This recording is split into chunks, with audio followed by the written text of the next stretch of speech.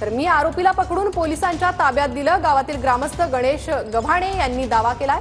आरोपी दत्तात्रय गाडे आणि माझा भाऊ मित्र होते। पोलिसांनी माझ्या भावाला मारहाण करत दत्तात्रय गाडेबाबत विचारपूस केली। याच रागातून मी आरोपीचा शोध घेत होतो। ग्रामस्थ गणेश गव्हाणे यांनी हा दावा केलाय। दावा गावातील ग्रामस्थ गणेश गव्हाणेंचा समोर येतोय। दत्तात्रय गाडे हा फरार होता। तुम्ही म्हणता की तुम्ही त्याला पकडलं, नक्की काय सांगाल? चंदनवाली वस्ती बशी ते JPLचं ग्राउंड होतं आपला गुन्हा प्रीमियर लीग म्हणून त्या ठिकाणी ती स्पर्धा भरत असतो दत्त जयंतीनिमित्त। त्या परिसरामध्ये हा आरोपी तिथे येऊन बसलेला होता। आम्ही जसं घराकडनं गावातनं तसं कॅनलकडे येत होतो आणि मी तसं गाडी घेऊन वरती आलो आणि कॅनलवरती आल्यानंतर समोर बसलेला जो आरोपी होता तो आमच्या ग्राउंडच्या समोर असणारी जी विहीर होती तिथं आम्ही त्या ठिकाणी अशी हिरवी नेट लावलेली आहे त्याच्यासोबत त्या ठिकाणी तो बसलेला होता।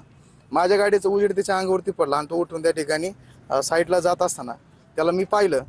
मी लगेच माझ्या सहकार्याने त्या ठिकाणी सांगितलं की या ठिकाणी तो सापडलेला आहे। मात्र एकत्रितपणे पाहिले तुम्ही पकडले म्हणता, काय तुमच्या नक्की भावाचे त्याच्यासोबतचे वाद होते किंवा काय त्रास तुमच्या भावाचा वाद नव्हता सर। विषय काय झालेला होता, 1.5 महिन्यापूर्वी दादा त्याच्या सोबत गाडीवरती नावरे या ठिकाणी गेलेला असताना तिथं CCTV फुटेजमध्ये पोलिसांना दिसलेलं होतं। याच कारणाने तर पोलिसांनी येऊन दादाला पकडलं आणि त्या ठिकाणी दादाला 2 कानाखाली मारल्या। पोलीस प्रत्येकाच्या शोधात होते, बाबा याचे मित्र कोण आहे का, कुणाचा फोन येतोय या कुणासंग कॉन्टॅक्ट करतोय। मग त्यांनी आम्हाला सांगितलं जर तुम्हाला त्याचा फोन आला की पहिल्यांदा आम्हाला कळवा। त्यांचे मोबाईल नंबर दिले आम्हाला स्क्वॉडने, त्याच्यामध्ये येळे साहेब होते, दळवीस PSI दळवी साहेब होते।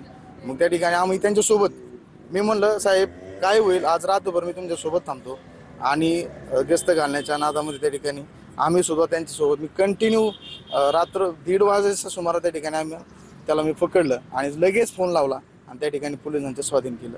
सुनील टिकळे, TV9 मराठी, शिरूर।